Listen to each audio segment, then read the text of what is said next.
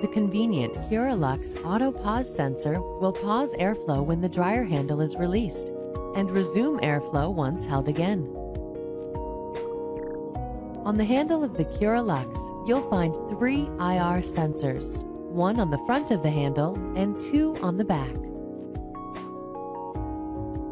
To maintain airflow, ensure at least one of the 3 sensors is covered during use. If not, the airflow will pause. To disengage the auto pause sensor, hold the speed switch down until the 3rd light blinks. To re-engage the sensor, hold the speed switch down until the 3rd light blinks once again.